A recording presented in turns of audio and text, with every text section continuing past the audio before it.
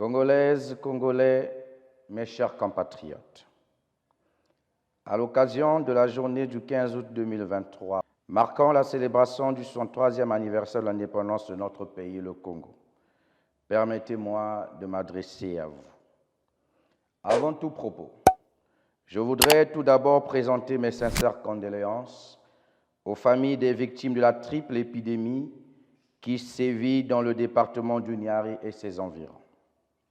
Car ces trois épidémies ont une nouvelle fois démontré le caractère précaire de notre système de santé et l'irresponsabilité du gouvernement actuel, tout en ayant mis en valeur certains politiciens véreux, champions de la récupération politique, qui se sont substitués à l'État congolais en ayant organisé des cagnottes qui ont indigné le peuple congolais en voyant le président de la République participer à celle-ci, alors qu'il est le garant du respect de l'ordre constitutionnel, ce qui constitue une violation de la Constitution du 25 octobre 2015 dans son article 36 qui dispose « L'État est garant de la santé publique ».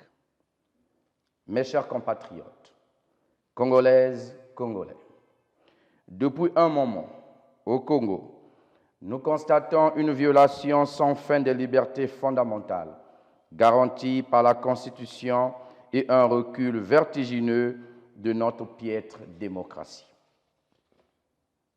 En effet, en date du 12 août 2023, la Fédération du mouvement républicain de Pointe-Noire allait tenir son assemblée générale élective dans une salle close et sécurisée, comme cela a été le cas il y a 4 ans au même lieu.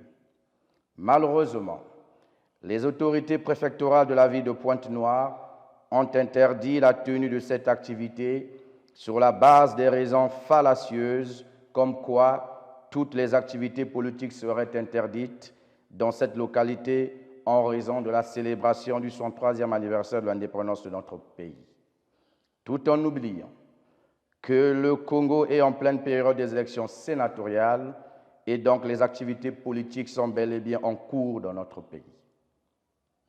En outre, ces élections sénatoriales sont presque sans enjeu, car les résultats sont connus d'avance, permettant au Parti congolais du travail de se tailler le plus gros morceau, c'est-à-dire 55 sénateurs sur 72 au siège, et laissant ainsi des miettes aux alliés de la majorité présidentielle, à l'opposition de facettes, aux partis politiques du centre et les indépendants, qui, eux, se contenteront de se battre pour les 17 sièges restantes dans une lutte sans merci.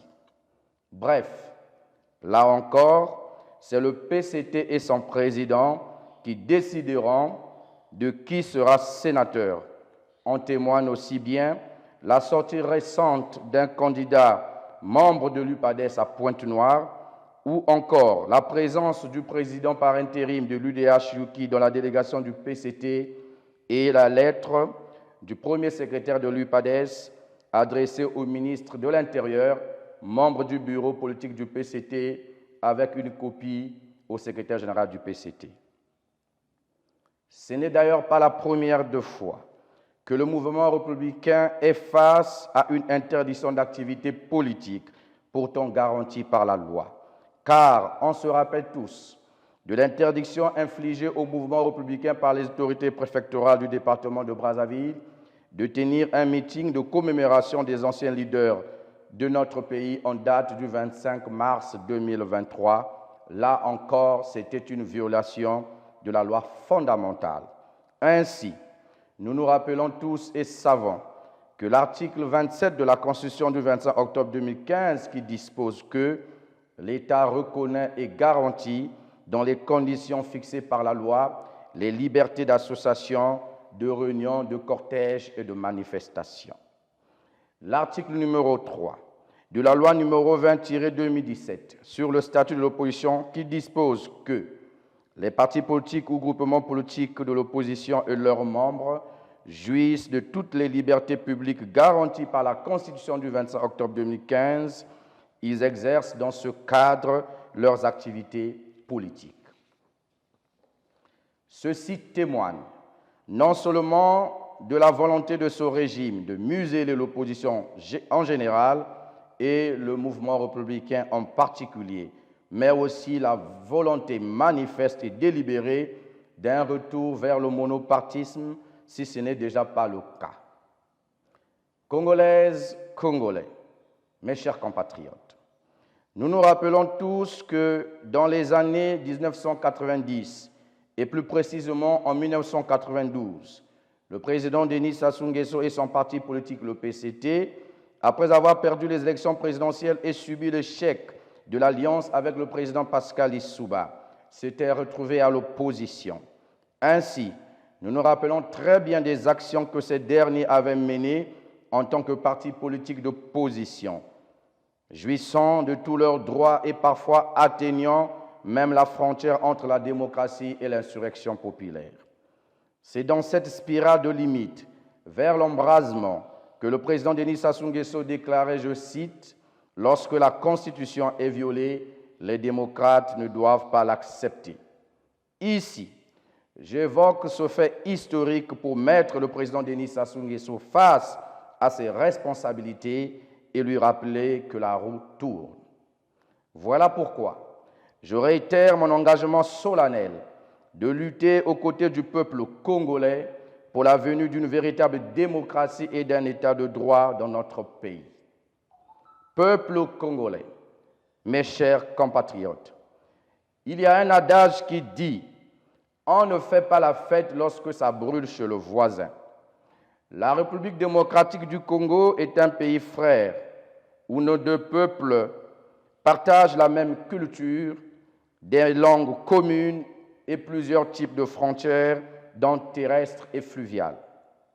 La sagesse diplomatique voudrait que l'on s'inspire des erreurs des autres pour en tirer des leçons. La guerre dont la République démocratique du Congo fait face à l'est de son territoire contre les groupes rebelles du M23, soutenus par le Rwanda d'après les Nations Unies, nécessite en réalité non seulement l'implication diplomatique de notre pays, mais aussi celle de la communauté internationale. Il y a maintenant plus de 2 ans, depuis la création du ministère de la Coopération internationale et du partenariat public-privé, dirigé par M. Denis Christel Sassou Nguesso, qui n'est autre que le fils biologique du président Denis Sassou Nguesso. L'on remarque des signatures des accords de partenariat ça et là, sans consultation préalable du Parlement congolais et donc en violation flagrante de la Constitution du 25 octobre 2015. Le cas le plus choquant est celui des accords signés avec l'État du Rwanda via la branche économique du parti politique du président rwandais, le Front patriotique rwandais, via la société Crystal Venture. Le peuple congolais remarque avec beaucoup d'étonnement et d'indignation l'octroi de plusieurs dizaines de milliers d'hectares de terre appartenant à la nation congolaise aux fermiers rwandais. Mes chers compatriotes, peuple congolais, d'après le bulletin numéro 7, août-septembre 2023, de la Fédération de l'opposition congolaise, par le biais de la composante CJ3M, dirigée par M. Jean-Félix Demba-Tello, qui dit ceci. Les accords de M. Denis Sassou Nguesso et M. Paul Kagame sont des actes intentionnels et délibérés du président congolais et posent avec pertinence 2 autres problèmes autrement plus graves. Celui de la personnalité même du président de la République du Congo. Agissant dans l'ignorance totale des réalités socio-économiques et culturelles des populations des zones bradées au sujet des Rwandais. Celui de la personnalité de l'aréopage, de cadres et intellectuels opportunistes, invétérés de toutes ces origines ethniques du Congo associées à la gestion du pouvoir d'État et qui accompagnent sans rechigner le président Denis Sassou Nguesso dans la prise de décisions aussi suicidaires pour le pays. C'est pourquoi la décision prise par le président Denis Sassou Nguesso, en violation flagrante de la Constitution, de céder les vastes étendues de terrain agricole, 12 000 hectares au sujet rwandais, pour un quart de siècle renouvelable, dans les départements du Sud, précisément le Poul, la Bouenza et le Niari, tout en étant une grave atteinte à la souveraineté nationale et à l'intégrité du territoire congolais, constitue en outre une véritable agression des populations rurales des districts concernés, contraintes de cohabiter et de partager leur terroir sans qu'aucun mécanisme légal de consultation nationale ou même locale n'ait été préalablement déclenché.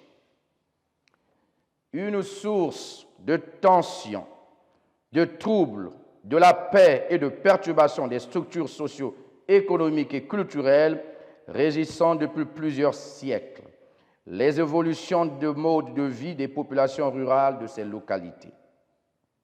Le président Denis Sassou Nguesso et les membres de son gouvernement peuvent-ils ignorer que toutes les études économiques faites par tous les experts avant et après l'indépendance ont suffisamment démontré que la vallée du Niari, qui s'étend du Poul à l'entrée du Mayombe, a été déclarée comme le grenier du Congo, que depuis l'époque coloniale jusqu'aux années 1980, soit 20 ans après l'indépendance, les populations de cet espace géographique du Congo s'étaient entièrement consacrées à une production agricole intense et diversifiée dont les produits de base comme le maïs, l'arachide, le haricot, les tubercules, le manioc, le riz, les diverses patates, la banane douce et plantain, la canne à sucre, les fruits les plus divers, mangue,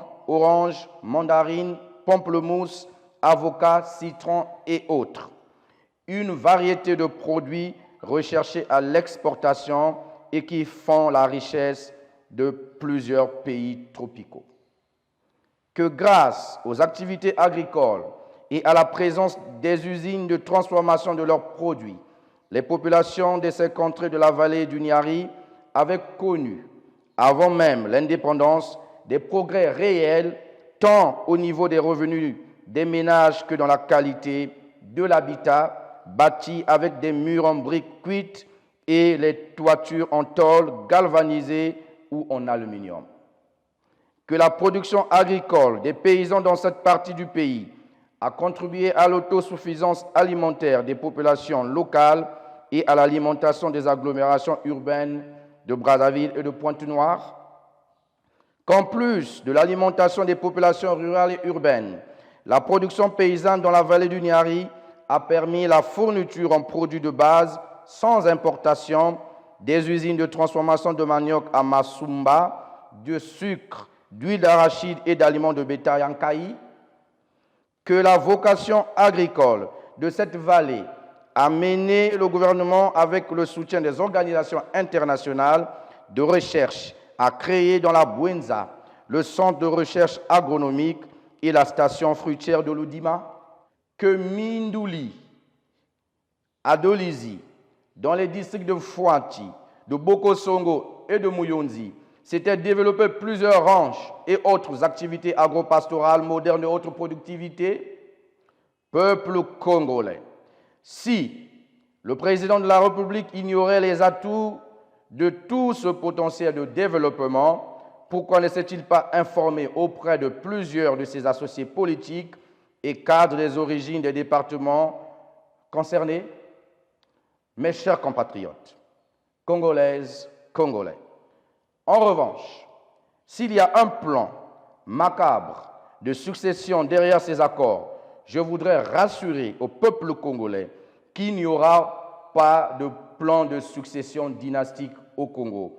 Je répète, il n'y aura pas de plan de succession dynastique au Congo. Je répète encore pour une bonne compréhension, il n'y aura pas de plan de succession dynastique au Congo. Mes chers compatriotes, congolaises, congolais, après l'affaire de la mairie de Luandili, où l'État congolais incarné par le maire son secrétaire général et le président du tribunal de cet arrondissement ont attribué la nationalité congolaise aux sujets étrangers, moyennant de l'argent. C'est très récemment que nous avions vu une citoyenne de la République démocratique du Congo détenir un passeport congolais et en exhiber. Alors que les Congolais eux-mêmes peinent pour avoir ce document pourtant payant.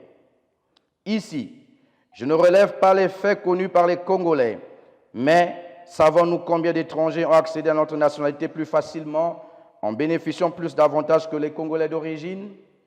Cette question troublante de notre identité prive aujourd'hui un digne fils de notre pays de la jouissance de sa liberté de mouvoir, ceci dans l'anarchie totale et l'arbitraire, tout en violant les libertés fondamentales.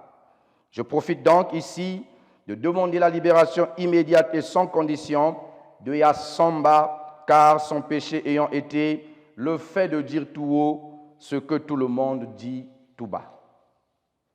Mes chers compatriotes, Congolaises, Congolais, après 63 ans d'indépendance, dont près de 50 ans de règne du Parti congolais du travail, l'économie de notre pays, le Congo, repose principalement sur l'exploitation des hydrocarbures et l'activité industrielle, ne repose que sur la production des biens de consommation comme le tabac, le ciment, le savon et les boissons alcoolisées. Sachant que, d'après la Banque mondiale, en 2022, le chômage des jeunes avait atteint 30,5%, un taux globalement très élevé, dont 31,6% chez les jeunes et femmes. Ce qui rend les jeunes du Congo plus vulnérables que ceux d'ailleurs, car ils sont confrontés à une situation particulièrement difficile. Tandis qu'ailleurs, en Côte d'Ivoire par exemple, les dernières données de l'Organisation internationale du travail, publiées en janvier 2023, montrent que le taux de chômage des jeunes était seulement de 3,5% en 2021. Tous les indicateurs macroéconomiques de notre pays sont donc au rouge. Face à l'augmentation brutale du prix du supercarburant et le manque des mesures d'accompagnement de la part de notre gouvernement, nous constatons une inflation galopante et une augmentation du coût du panier de la ménagère, ce qui appauvrit extrêmement la population congolaise. Pourtant, les revenus pétroliers de l'État congolais se chiffrent à plusieurs milliards de dollars, mais la moitié de la population vit en dessous du seuil de pauvreté, donc moins d'$1 le jour. Et l'enlisement dans la mauvaise gouvernance par le Parti congolais du travail et alliés, le manque d'une véritable stratégie pour le développement économique et social en fait inscrire le Congo, malgré la richesse et la diversité de ses ressources, à l'initiative des pays pauvres très endettés. Hélas, avec plus de 80% du commerce aux mains d'étrangers ou des personnes d'origine étrangère. Alors que, parallèlement, ceux-là même qui nous ont mis dans cette situation, donc le pouvoir actuel, avec des détournements de fonds publics, pour ne citer que l'affaire du FIGA, les 14 000 milliards de générations futures, les fonds de gestion de l'épidémie de la COVID-19 et tous les autres scandales financiers relevés par Global Witness, les Panama Papers, les Pandora Papers, les journaux français Libération et le Canard enchaîné. Vivent dans l'opulence absolue, tout en continuant à piller notre pays sous le regard impuissant du peuple congolais. Tout ceci sans oublier leur incompétence avérée et la célébration par leurs soins des endettements. Mes chers compatriotes, Congolaises, Congolais, la situation de nos étudiants reste et demeure préoccupante, notamment celle des bourses d'études. Ainsi, nous nous rappelons tous de la sortie médiatique de M. Anatole Koliné-Makosso, Premier ministre du Congo, chef du gouvernement, en fin d'année 2022, où il déclarait, je cite, « Les étudiants devraient percevoir leur bourse au premier trimestre de 2023 ». Mais curieusement, nous sommes déjà au mois d'août 2023 et cette promesse n'a toujours pas été tenue. Comment peut-on donc faire confiance à un Premier ministre qui ment aux étudiants, au vu et su de tous? Cela témoigne de l'irrespect total vis-à-vis de la relève des futurs cadres. Par conséquent, ce mensonge n'est pas sans incidence lorsque nous entendons le cri d'alarme de nos étudiants dans différents pays qui sont devenus pour la plupart les mendiants pour certains hommes et les prostituées pour certaines femmes. Mes chers compatriotes, Congolaises, Congolais, c'est dans l'unité, le travail et avec un esprit patriotique que j'encourage et félicite le travail abattu par la société civile congolaise qui, depuis un moment, est sortie de sa léthargie avec des initiatives louables au profit du peuple congolais.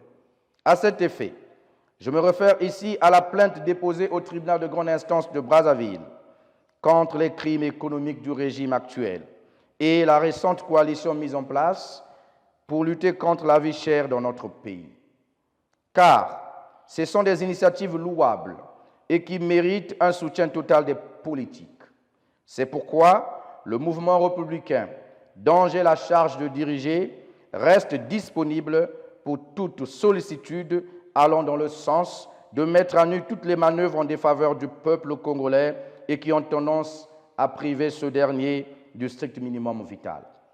Mes chers compatriotes, Congolaises, Congolais, le récent sommet Russie-Afrique, auquel notre président de la République a pris part, a témoigné de la carence récurrente de ce dernier à s'acclimater aux réalités du XXIe siècle. Car nous avons tous suivi l'intervention du président de la transition du Burkina Faso, M. Ibrahim Traoré, sur les attentes de la jeunesse africaine qui constitue les 72% de la population africaine. Voilà des sujets que l'on évoque dans de telles messes au lieu d'aller raconter les difficultés endurées en chemin tout en dénonçant les Occidentaux dont certains d'entre eux lui avaient soutenu et permis son retour au pouvoir par un coup d'État militaire en 1997 contre un président élu démocratiquement, j'ai cité le professeur Pascal Lissouba. D'ailleurs, il y a un adage dans ma langue maternelle qui dit « On ne raconte pas les difficultés rencontrées à la chasse aux parents, sinon la prochaine fois les parents vous interdiront d'y aller. » Mes chers compatriotes, Congolaises, Congolais, nous vivons l'ère du plus mauvais régime qu'aura connu notre pays, celui incarné par un homme qui a dirigé ce pays pendant plus de 40 ans cumulés et qui est incapable de donner au peuple congolais le strict minimum afin de vivre dans la dignité. Nonobstant tout le bien-être que profite le président Denis Sassou Nguesso, il fait plus de mal au Congo que de bien, que ce soit en termes de gestion catastrophique, chaotique et opaque, y compris dans le sens moral, dans la mesure où l'on vit et l'on entend les mots répugnants qui cassent l'unité nationale et la cohésion sociale. Ici, je fais référence au tribalisme, au népotisme, au repli identitaire, au favoritisme, au régionalisme et bien d'autres anti-valeurs. Mes chers compatriotes, Congolaises, Congolais, demain nous célébrerons le 63e anniversaire de l'accession à l'indépendance de notre pays, le Congo. Face au poids de l'histoire et à la réalité de l'heure, peut-on dire que nous sommes réellement un État indépendant lorsque les importations dépassent les 90% dans tous les secteurs, nos étudiants sont obligés de voyager à l'étranger pour étudier et se faire humilier par manque de soutien de l'État, notre économie reste une économie de rente et de cueillette, nous continuons à utiliser une monnaie coloniale, le franc CFA, nous manquons des statistiques réelles, crédibles et dépendantes de celles fournies par les organismes étrangers. Nous continuons 63 ans plus tard à utiliser le même chemin de fer que laissé par les colons. Nous utilisons les mêmes bâtiments administratifs laissés par le colon 63 ans après. Même certains départements sont coupés de la capitale, à l'instar de la Likuala. Les évacuations sanitaires des caciques du pouvoir et leurs parents représentent des milliards chaque année et parallèlement le système sanitaire est à terre. Après 63 ans d'indépendance, Pointe-Noire, qui pompe 110 millions de barils de pétrole par an, est toujours sans université et pire encore, la population vit dans une pauvreté chronique et une précarité inouïe. Notre port est contrôlé par les étrangers, notre route nationale, pareil. notre économie dans les mains des étrangers à 95%, notre administration dans les mains d'un clan, notre richesse dans les mains d'un groupuscule des hommes corrompus, pensant que le Congo est un bien familial et ethnique? Peuple congolais, mes chers compatriotes, le capitaine Thomas Sankara disait, je cite, « L'esclave qui n'est pas capable d'assumer sa révolte ne mérite pas que l'on s'apitoie sur son sort. Cet esclave reprendra seul de son malheur s'il se fait des illusions sur la condescendance suspecte d'un maître qui prétend l'affranchir. Seule la lutte libère. » Par ailleurs, je renouvelle mes pensées positives à l'endroit des prisonniers politiques, à l'instar des anciens compagnons du feu colonel Marcel Tsuru, avec une mention spéciale au général Jean-Marie Michel Moukoko, qui aura 77 ans en mars 2024.